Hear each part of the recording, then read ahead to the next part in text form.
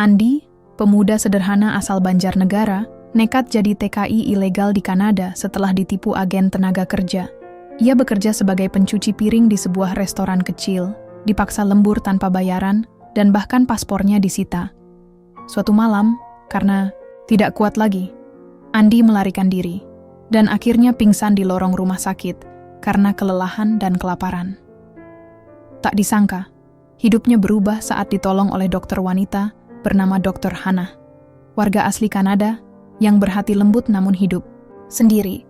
Awalnya hanya karena iba, Hannah perlahan mulai melihat ketulusan dalam diri Andi.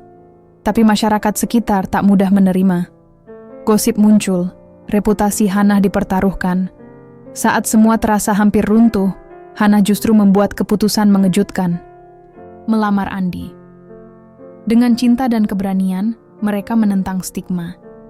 Kisah ini tentang keberanian cinta lintas batas, keberadaan harapan dalam keterpurukan, dan bahwa harga diri seseorang tak ditentukan dari pekerjaannya. Angin malam kota Montreal menerpa kulitnya seperti cambuk dingin yang tak berperasaan. Suhu -3 derajat menusuk sampai ke tulang. Langkah kaki pria itu goyah. Jaket tipis yang ia kenakan sudah basah oleh salju dan keringat. Perutnya keroncongan, tubuhnya gemetar. Tapi ia tetap berjalan. Entah kemana. Namaku Andi. Dan malam itu, aku cuma ingin satu hal. Bertahan hidup. Sudah 2 hari aku kabur dari restoran tempatku bekerja. Aku tak makan, tak tidur, dan tak punya tujuan. Ponselku mati sejak kemarin. Paspor dan dokumen ditahan majikan. Dan aku tak bisa menghubungi siapapun. Hanya dompet kosong dan selembar foto ibu di kampung yang masih kusimpan di saku jaketku. Langkahku membawaku ke depan sebuah bangunan besar bercahaya putih. Aku tahu itu rumah sakit. Instingku bilang, mungkin aku bisa numpang tidur di lorong belakangnya, atau setidaknya mati dengan tenang tanpa ada yang tahu. Aku menyusup melewati pagar, samping yang terbuka sedikit. Lampu-lampu dari ruang dalam menyilaukan mataku. Tapi aku tak peduli. Aku hanya ingin duduk sebentar atau rebah sebentar. Kaki ini terlalu berat untuk dilangkahkan lagi. Cuma 5 menit, gumamku lemah. Tapi dunia malah berubah jadi hitam. Sebelum aku sempat menyandarkan punggung, suara langkah sepatu hak tinggi memantul di lorong parkir rumah sakit. Seorang wanita muda dengan jas putih tergantung di lengannya, baru saja keluar dari shift malam. Wajahnya lelah, rambut pirangnya disanggul seadanya. Namanya Hannah Riddell. Usianya baru 36 tahun, tapi sudah jadi kepala divisi klinik darurat di RS Umum Montreal. Saat hendak membuka pintu mobilnya, ia menoleh. Ada sesuatu yang membuat langkahnya terhenti. Seseorang tergeletak di lantai, tak jauh dari pintu logistik rumah sakit. Mon Dieu, bisiknya kaget. Ia segera menghampiri tubuh itu, lelaki muda, Asia, wajah tirus dan pucat, bibir membiru, napasnya berat. Jaketnya koyak di beberapa bagian, dan ada bercak darah kering di ujung alisnya. Hannah refleks memeriksa denyut nadi. Masih ada, tapi lemah. Ia menekan tombol darurat di pagernya. Code blue, bagian logistik luar. Ada pasien tidak sadar, kedinginan, dan kemungkinan dehidrasi berat. Cepat! Beberapa detik kemudian, petugas datang dengan tandu. Dalam waktu kurang dari 5 menit, tubuh Andi sudah dibawa masuk ke UGD. Aku terbangun dalam ruangan putih. Hidungku mencium bau alkohol medis dan antiseptik. Kepalaku berat, tapi tubuhku hangat. Dan untuk pertama kalinya dalam seminggu, aku merasa aman. Seseorang duduk di kursi samping tempat tidurku. Seorang wanita asing. Rambut pirangnya rapi, mata birunya tajam tapi ada kelembutan di sana. Ia tersenyum begitu melihat mataku terbuka. "Kamu sadar juga," katanya pelan, dalam bahasa Inggris berlogat Prancis. "Tenang, kamu sudah aman sekarang." Aku tak tahu harus menjawab apa. Tenggorokanku kering. Wanita itu bangkit dari kursinya. "Aku Hannah, dokter di sini. Aku yang menemukanmu di luar. Jangan khawatir, kami tidak akan melaporkanmu. Siapapun kamu." Kalimat itu menampar batinku. Aku tahu, aku imigran ilegal. Dan aku tahu, satu panggilan bisa membuatku dideportasi dalam semalam. Tapi entah kenapa, ada ketulusan di mata wanita itu. Dan di tengah rasa takutku, aku melihat harapan kecil. Mungkin ini bukan akhirku. Mungkin ini awal yang baru. Namaku Andi Prayogo. Aku lahir dan besar di sebuah desa kecil di Banjarnegara, Jawa Tengah. Desa tempat angin bertiup pelan di antara sawah, dan suara azan maghrib jadi penanda waktu pulang. Aku anak kedua dari 4 bersaudara. Bapak buruh tani, dan ibu jualan sayur keliling naik sepeda ontel. Sejak kecil aku tahu satu hal. Hidup itu keras, tapi aku juga diajari satu hal lagi. Kalau mau selamat, ya kerja keras. Lulus SMA, aku nggak kuliah. Aku bantu ibu jualan, lalu kerja serabutan di kota. Kadang jadi kernet, kadang angkut karung di gudang. Tapi penghasilan nggak cukup. Apalagi adikku masih sekolah, dan bapak mulai sakit-sakitan. Aku merasa gagal jadi anak laki-laki. Sampai suatu hari ada teman lama datang dengan cerita luar biasa. Kerja di Kanada, Ndro. Gajinya bisa 25 juta sebulan. Kerjaan ringan, di hotel. Dapat tempat tinggal, makan, dan bisa kirim uang tiap bulan. Kedengarannya seperti mimpi. Namanya Mas Tris. Dia tetangga satu RT yang dulu jadi tukang bangunan. Sekarang katanya sudah jadi agen tenaga kerja luar negeri. Ia bawa brosur, lengkap dengan foto-foto gedung tinggi, dan orang Indonesia kerja sambil senyum lebar. Awalnya, aku ragu. Tapi dia meyakinkanku, kamu cukup bayar 10 juta buat administrasi. Visa, paspor, semua aku yang urus. Kamu tinggal siap berangkat. Aku pinjam uang dari Pakde. Ibu sempat nangis, tapi akhirnya merestui. Katanya, kalau ini jalanmu, jalan yang halal, Bapak Ibu ikhlas. 3 minggu kemudian, aku tiba di Bandara Soekarno-Hatta. Ada 8 orang lain yang juga berangkat, semua dari Jawa Tengah dan Sumatera. Kami naik pesawat ke Malaysia dulu, lalu transit ke Toronto. Di sana, ada orang yang jemput, namanya Pak Reza. Dialah yang bawa kami ke tempat kerja, restoran kecil di Montreal. Dan disitulah mimpi indah itu berubah jadi mimpi buruk. Hari pertama kerja, aku langsung disuruh cuci piring dari pagi sampai tengah malam. Dapur kotor. Tempat istirahat cuma ruangan sempit di belakang freezer. Kasur, hanya matras tipis yang dibagi 2 orang. Makan, hanya sisa dari dapur yang enggak dipakai pelanggan. Aku tanya kapan bisa kerja di hotel seperti janji Mas Tris. Pak, Reza hanya tertawa. Itu buat orang yang punya visa resmi. Kamu ilegal, bro. Jangan mimpi. Saat itu aku sadar, aku ditipu. Paspor kami dipegang Pak Reza dengan alasan biar aman. Kalau ada yang mengeluh, langsung diancam bakal ditendang keluar dan dilaporkan ke polisi imigrasi. Ada satu temanku, Heru, yang nekat kabur. Tapi katanya ketangkep polisi dan langsung dideportasi. Sejak itu kami diam, terpaksa pasrah. Hari demi hari berlalu. Tanganku kasar karena sabun dan air panas. Punggungku nyeri setiap malam. Tapi aku tetap tahan. Demi kirim uang buat ibu dan adik. Demi janji bahwa hidup di luar negeri pasti bisa memperbaiki nasib. Tapi manusia juga punya batas. Suatu malam, aku pingsan di dapur karena kelelahan.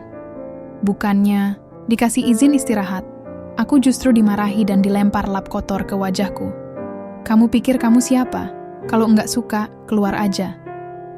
Malam itu juga, aku kabur. Dengan jaket tipis, tanpa tujuan, tanpa uang, dan tanpa paspor, aku berjalan menyusuri jalanan Montreal. Aku enggak tahu akan tidur di mana. Tapi aku tahu satu hal. Aku lebih baik mati di luar daripada hidup seperti budak di dalam. Dan disinilah aku sekarang, terbangun di kamar rumah sakit, diselamatkan oleh orang asing, diberi selimut, air hangat, dan secercah harapan.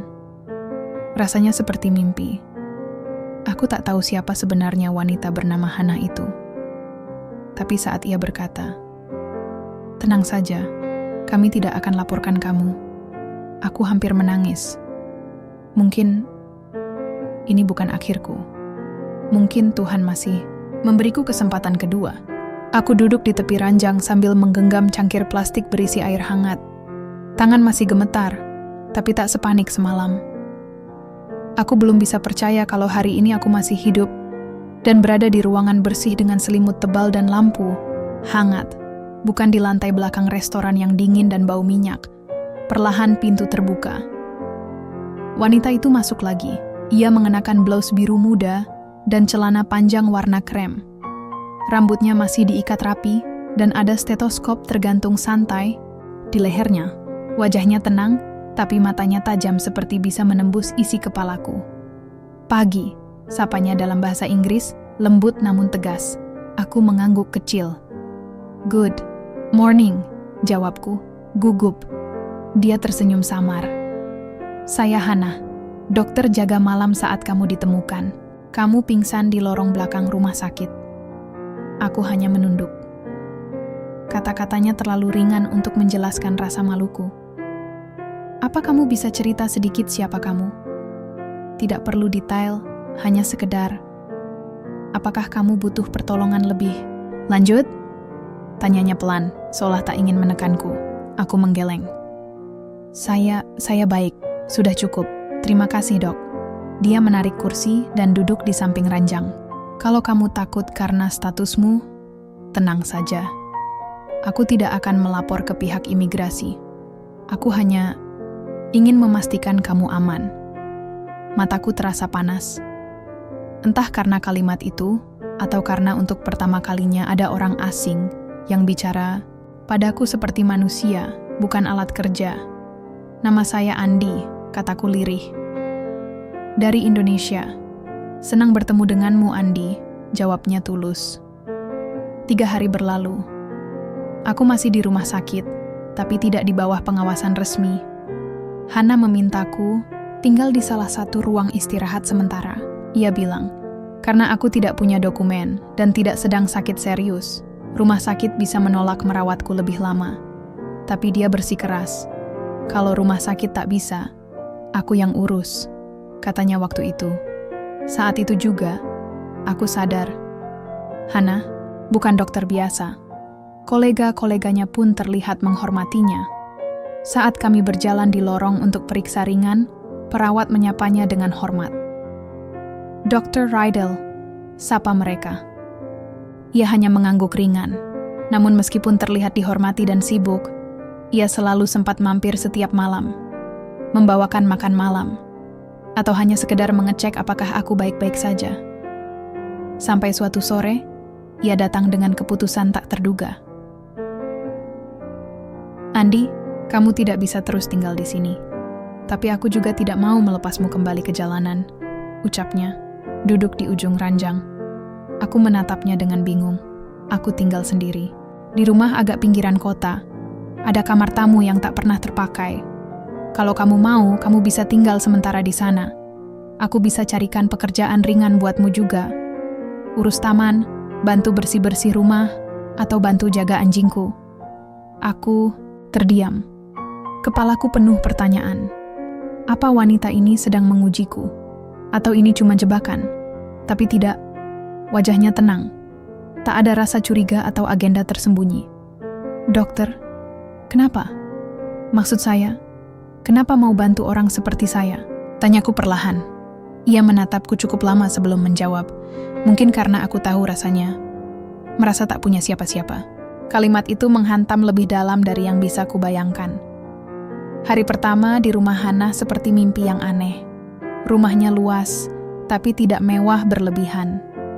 Ada taman belakang kecil, ruang baca, dan dapur hangat yang harum dengan aroma kayu, manis. Ia punya seekor anjing golden retriever bernama Max, yang langsung akrab denganku. Aku tinggal di kamar tamu, dekat dapur. Hannah memberiku baju hangat bekas mendiang ayahnya. Ia juga memberiku waktu tidur seharian penuh. Tiap pagi, aku menyapu halaman, menyiram bunga, dan kadang bantu masak makan malam sederhana. Ia tak pernah menyuruh, hanya meminta dengan sopan. Hari demi hari aku mulai terbiasa, dan anehnya, aku merasa damai. Suatu malam, kami duduk berdua di dapur. Ia sedang membaca buku sambil menyeruput teh, dan aku sedang mencuci piring habis makan malam. Besok kamu ikut aku ke klinik, katanya tiba-tiba. Bukan buat kerja, cuma sekadar lihat-lihat. Aku terkejut. Saya? Ia tersenyum. Iya, klinik itu milikku juga, tapi lebih kecil dan non-profit. Kami sering bantu komunitas migran dan orang-orang tak mampu. Mungkin kamu bisa bantu terjemah, atau sekadar menemani anak-anak kecil. Aku menatapnya lama. Entah sejak kapan, aku mulai menantikan hari esok. Dan entah sejak kapan juga, aku mulai melihat wanita ini bukan cuma sebagai penyelamatku, tapi sebagai seseorang yang membuatku merasa layak untuk dicintai.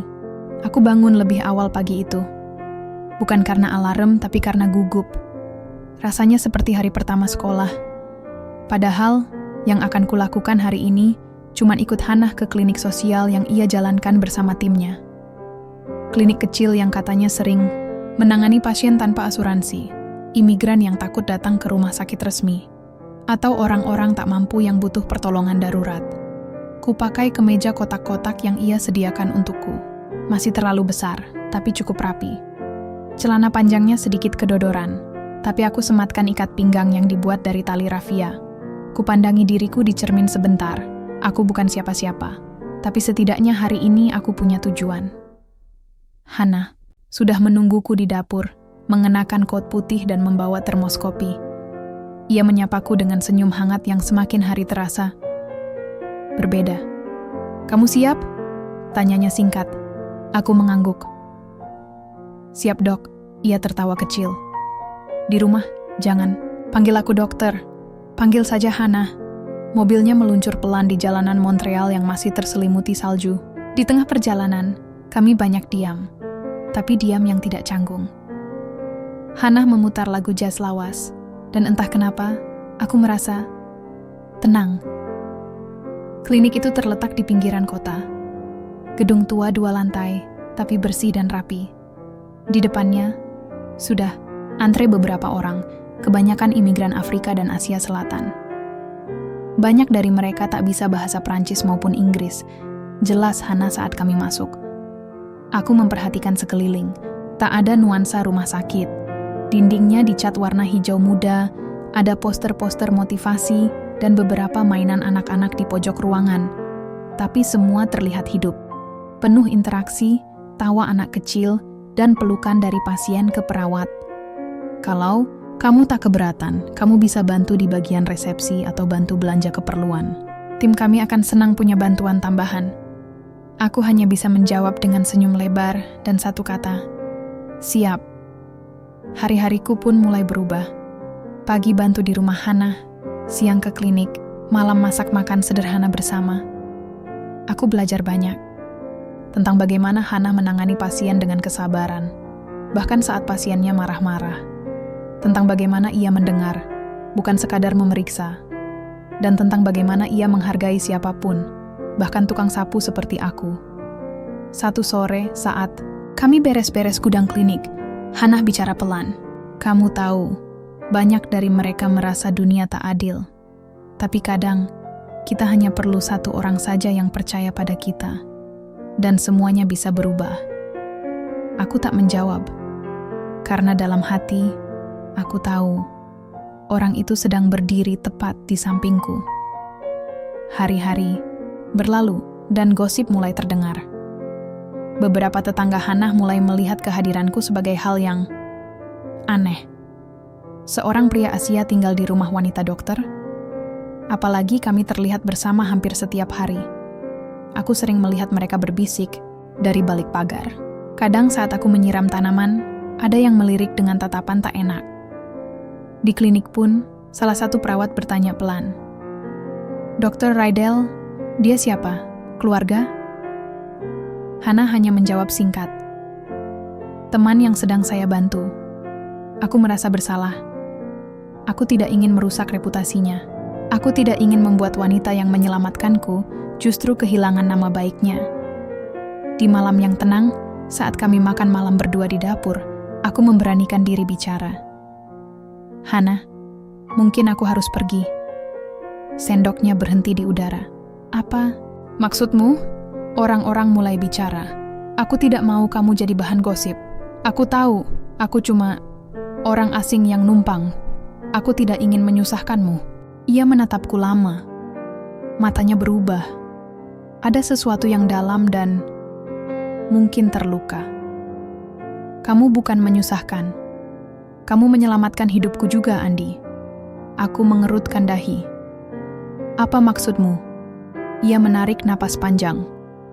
Rumah itu sudah lama sunyi.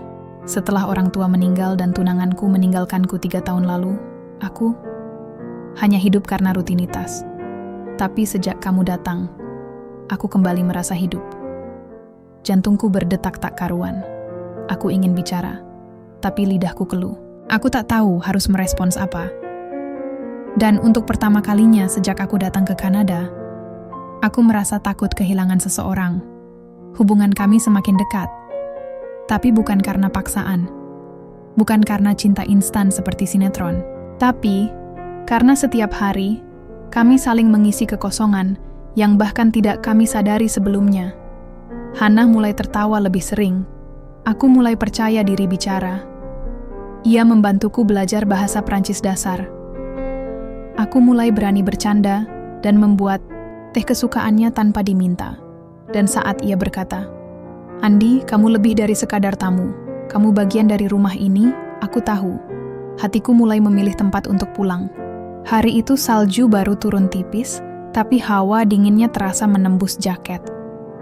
Aku sedang menyapu halaman depan ketika suara 2 ibu-ibu tetangga terdengar dari seberang pagar. Awalnya samar, tapi semakin jelas. Dia tinggal di rumah Dokter Hannah. Loh, katanya cuma bantu-bantu. Tapi tiap hari loh, tiap hari saya sih nggak percaya. Masa dokter sepintar dia dekat sama, ya, orang seperti itu? Aku pura-pura tak dengar, tapi kupingku tak bisa membohongi. Kata-kata itu menancap. Dingin yang kurasa bukan lagi dari udara, tapi dari dalam dada.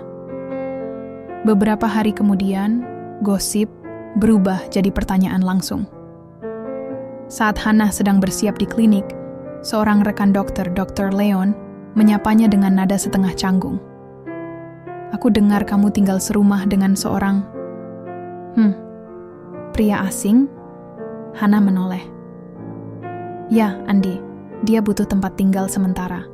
Dia baik dan dia bantu di rumah dan di sini." Dr. Leon berdeham, lalu menatap Hannah agak serius. "Hannah, kau tahu reputasimu di komunitas ini penting. Kamu dokter, kepala klinik, dan seorang wanita yang hidup sendiri. Orang akan selalu menilai dari yang mereka lihat. Aku tak peduli omongan orang, Leon. Tapi asosiasi medis bisa bertanya.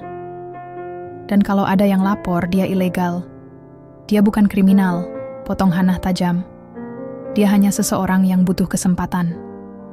Dr. Leon akhirnya mundur. Tapi luka kecil sudah tergores di sana. Dan Hannah tahu, ini bukan akhir dari tekanan yang akan datang. Sementara itu, aku sendiri semakin merasa seperti beban. Setiap kali aku keluar rumah untuk belanja bahan dapur, aku bisa merasakan tatapan orang. Seperti kamera tak kasat mata yang merekam langkahku dan menyiarkannya dalam bisikan gosip di balik tirai rumah. Aku mencoba menghindari Hannah. Aku lebih banyak diam dan hanya bicara kalau ditanya. Aku menyelesaikan semua pekerjaan rumah secepat mungkin, lalu masuk ke kamar sebelum malam turun. Tapi Hannah bukan orang yang mudah dibohongi. Suatu malam, saat aku membereskan peralatan masak di dapur, ia berdiri di belakangku. Suaranya pelan tapi tegas. "Andi, kamu kenapa berubah?" Aku berhenti, tak bisa menjawab. "Kamu mau pergi?" Tanyanya langsung. Aku menunduk. "Mungkin itu yang terbaik," hening. Lalu suara kursi yang digeser. Hannah duduk di meja makan, menatapku lurus. "Andi, kamu pikir aku peduli apa kata orang?" Aku tetap diam. Ia melanjutkan. "Orang-orang selalu butuh alasan untuk membicarakan yang tidak mereka pahami. Tapi aku bukan milik mereka. Aku punya hidupku sendiri, dan aku memilih siapa yang layak ada di dalamnya." Aku mengangkat kepala pelan, menatap matanya. Ada kemarahan di sana. Tapi lebih dari itu, ada keteguhan. Dan Mungkin cinta? Hana, aku ini siapa? Aku bahkan gak punya paspor. Aku cuma tukang cuci piring yang kabur dari kerja paksa. Kamu dokter, dihormati. Aku bahkan gak pantas berdiri di rumahmu. Dan di detik itulah, ia melakukan sesuatu yang membuat dunia berhenti sejenak. Ia berdiri, menghampiriku, dan memelukku. Bukan pelukan simpati, bukan pelukan sekilas, tapi pelukan hangat, dalam, dan penuh makna. Aku gak butuh orang yang sempurna, Andi. Aku butuh seseorang yang tulus. Dan selama kamu ada di rumah ini, kamu bukan pembantu. Kamu bagian dari hidupku. Malam itu aku menangis di kamarku. Bukan karena sedih, tapi karena untuk pertama kalinya dalam hidupku, aku merasa dicintai tanpa syarat. Namun aku juga tahu, pilihan Hana itu berisiko. Ia menantang norma, reputasi, bahkan mungkin pekerjaannya. Semua demi seseorang seperti aku. Dan rasa cintaku padanya tumbuh, bersama rasa takut kehilangan. Karena dunia ini tak selalu ramah pada cinta yang tak biasa. Beberapa hari terakhir terasa seperti berjalan di atas bara api. Gosip semakin liar, tekanan dari luar semakin membesar. Tapi anehnya, justru di tengah badai itu, aku dan Hana jadi lebih sering diam. Bukan karena saling menjauh, tapi karena terlalu banyak hal yang tak terucapkan.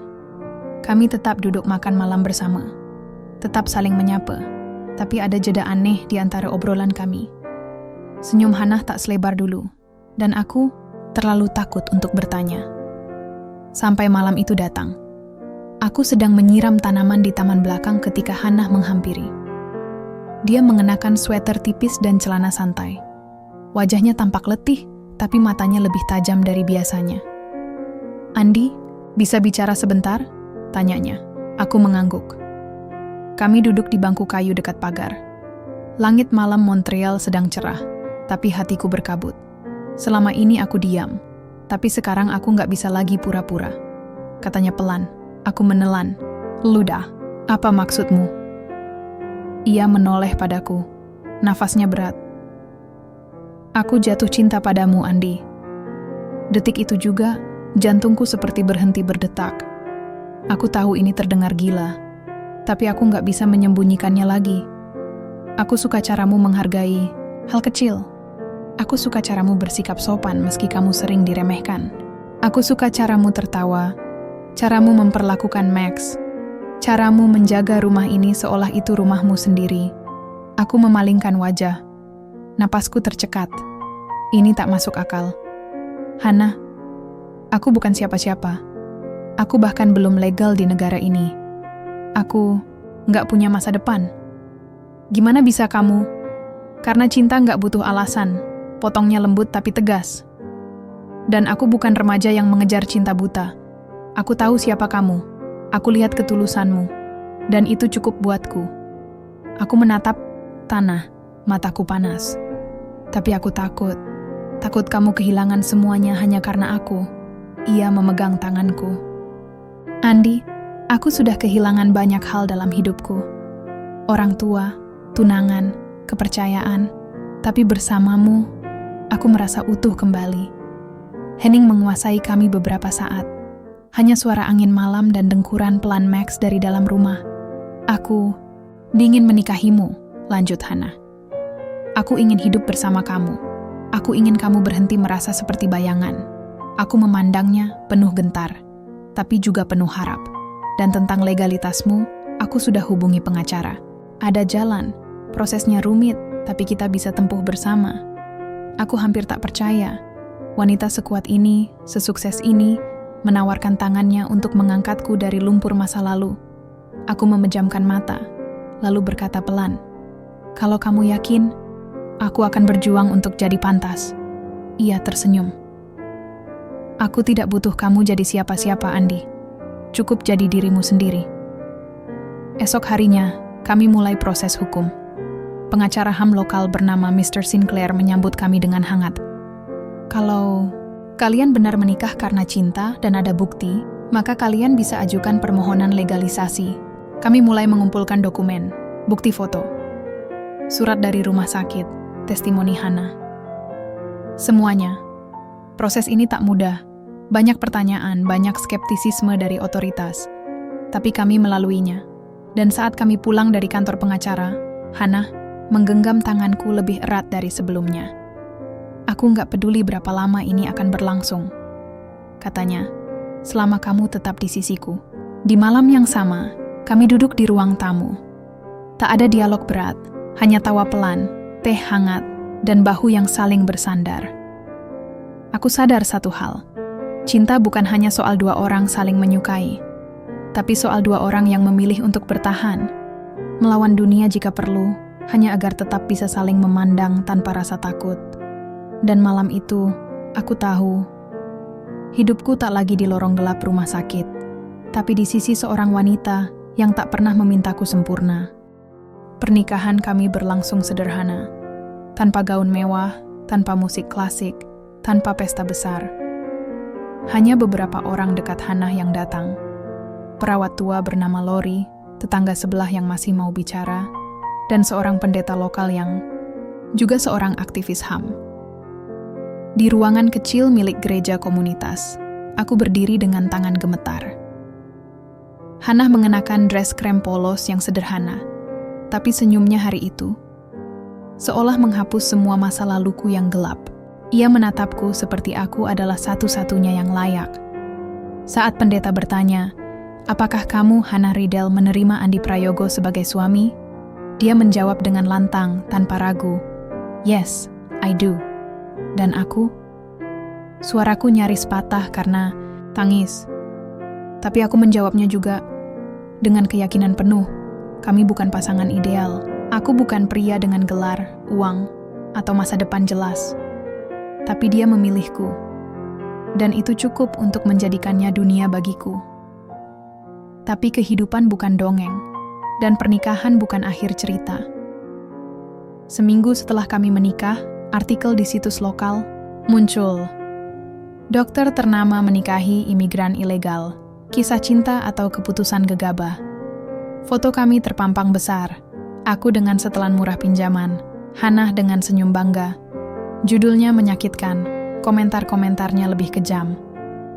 Kenapa perempuan pintar selalu jatuh ke pria yang tak layak? Dia pasti cuma mau green card. Dokternya butuh perhatian ya? Hana tak menunjukkan reaksi.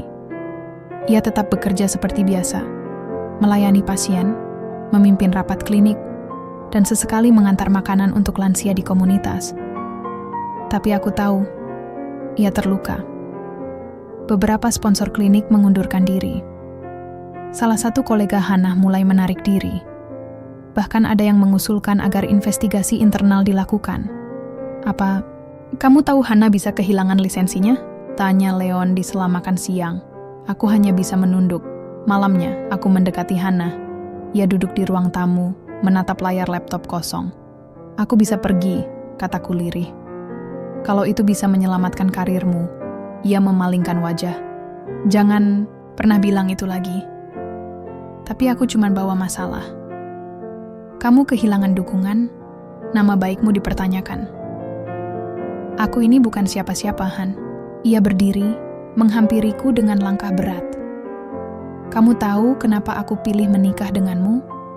Aku diam. Karena kamu satu-satunya orang yang nggak pernah melihatku sebagai simbol status. Kamu nggak peduli aku dokter, kepala klinik, atau punya rumah besar. Kamu lihat aku sebagai Hana, perempuan biasa yang suka teh manis dan takut kesepian. Mataku mulai berkaca. Aku bukan butuh pujian dunia. Aku butuh ketulusan. Dan kamu, Andi, sudah memberiku itu. Tapi masalah tak berhenti. Di sana. Satu malam, kami pulang dari klinik dan mendapati gerbang rumah dicoret cat semprot. "Go back to your country." Aku berdiri terpaku. Hana mendekat, wajahnya memerah. Tapi bukan karena takut, karena marah. Keesokan harinya, ia membuat pernyataan publik. Lewat video pendek di media lokal, ia berbicara, "Suami saya, Andi, bukan kriminal. Ia korban dari sistem yang menindas, dan saya memilih mencintainya bukan karena statusnya, tapi karena hatinya." Jika itu membuat saya harus melepas jabatan saya, maka biarlah begitu. Tapi saya tidak akan melepaskan kebenaran. Video itu viral, dan perlahan gelombang mulai berubah. Komentar-komentar positif mulai berdatangan. Terima kasih sudah berdiri untuk cinta. Semoga kisah kalian jadi inspirasi. Beberapa media internasional bahkan mulai menyoroti perjuangan kami, bukan skandalnya. Dan aku masih Andi yang sama, tapi kini aku punya identitas. Hana membantuku mengurus legalisasi. Kami dibantu pengacara HAM dan prosesnya perlahan tapi pasti berjalan. Dunia belum sepenuhnya menerima, tapi kami tak lagi peduli. Karena dalam badai sekalipun, kami saling genggam. Dan untuk pertama kalinya sejak menginjak tanah Kanada, aku tidak merasa bersembunyi. Aku berdiri bersama seorang wanita yang melihatku, bukan sebagai TKI ilegal, tapi sebagai pasangan hidupnya.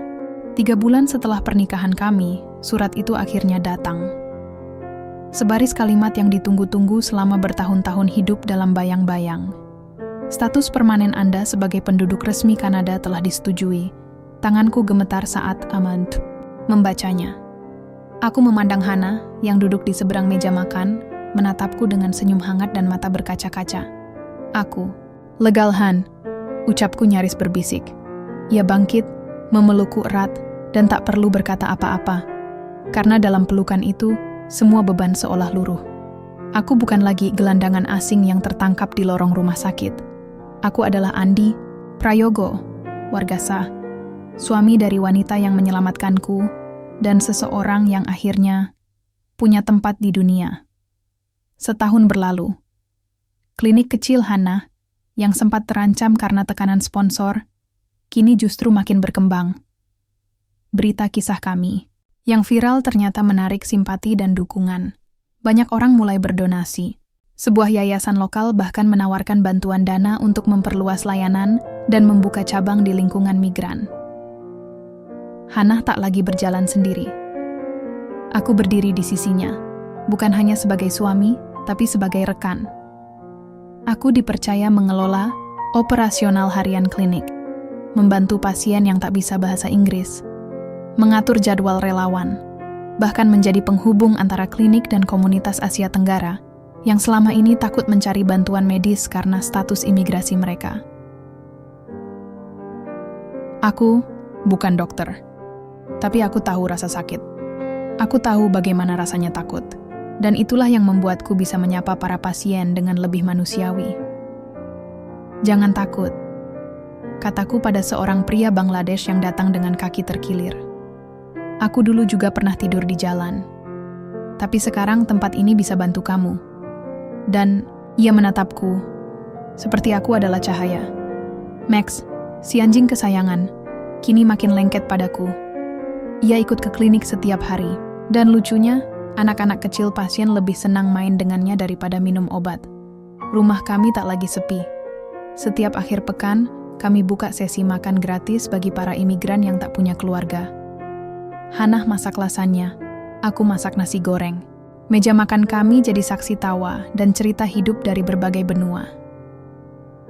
Dulu aku pikir, rumah adalah tempat di mana kamu tinggal, kata Hana suatu malam saat kami duduk di taman belakang. Tapi ternyata rumah adalah tempat di mana kamu merasa dilihat dan diterima. Aku menggenggam tangannya. Kalau begitu, jawabku pelan. Kamu adalah rumahku. Satu sore, aku berjalan melewati lorong belakang rumah sakit tempat dulu aku pingsan. Tempat pertama kali aku dan Hana bertemu. Masih sama. Dinginnya tetap menusuk. Dindingnya masih abu-abu. Tapi kali ini, aku bukan orang yang bersembunyi di balik bayang-bayang. Aku berdiri tegak, menatap ke langit, menarik napas panjang. Dan untuk pertama kalinya, aku bersyukur pernah jatuh di tempat itu. Karena dari sana, aku bangkit sebagai seseorang yang utuh. Seseorang yang dicintai, dihargai, dan diberi kesempatan kedua.